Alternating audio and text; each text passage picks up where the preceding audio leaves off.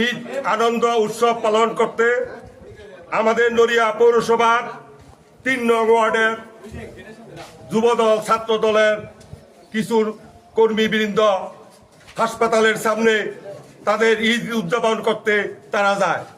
সেখানে কেদারপুর ইউনিয়নের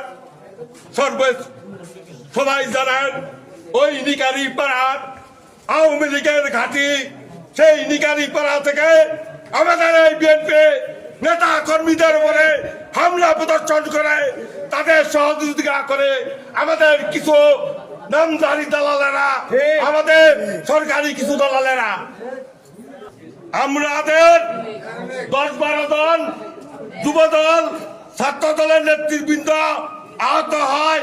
মোরগঞ্জ হাসপাতালে তাদের ভর্তি করতে দেওয়া হয় নাই। ওই দালালেরা আওয়ামী লীগের সহযোগিতায় হাসপাতালের কেসি গেট বন্ধ করে দেয়। আমাদের ওই দালালদের কারণে, ওই ব্যবসায়ীদের কারণে আমাদের রোগীদের বিভিন্ন ক্লিনিকে চিকিৎসা সেবা দিতে হয়। স্বাস্থ্যমন্ত্রীর কাছে আমরা জোর দাবি জানাচ্ছি, পৌরসভা বিএনপি, যুবদল, ছাত্রদল, স্বেচ্ছাসেবক দল ও অঙ্গ সংগঠনের পক্ষ থেকে 1 সপ্তাহের মধ্যে এই হাসপাতালকে চালু করা হোক।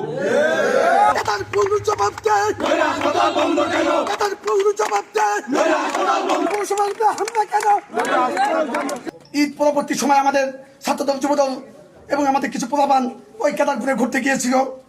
সেই ঘুরতে গিয়ে হাসপাতালের সামনে ঘুরতে গিয়েছিল, সে জায়গায় ছাত্রলীগ, যুবলীগ এবং আওয়ামী লীগের কিছু দালালরা আমাদের পৌরসভাবাসীর উপরে হামলা করেছে,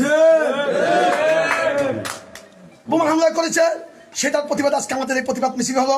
এই হামলার তীব্র নিন্দা ও প্রতিবাদ জানাই।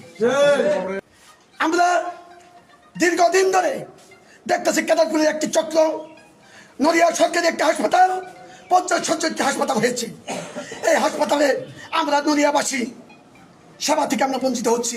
আমরা এত বড় একটা হাসপাতাল থেকে আমরা নড়িয়াবাসী বঞ্চিত হচ্ছি ওই কেদারপুরবাসীর কারণে। পরবর্তী সময় আমাদের ভাইগনাগুলা এরা ঘুরতে গেছিল।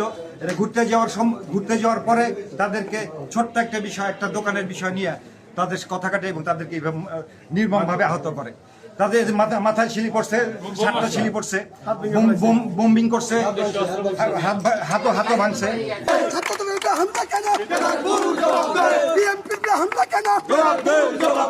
হাসপাতাল বন্ধ কেন?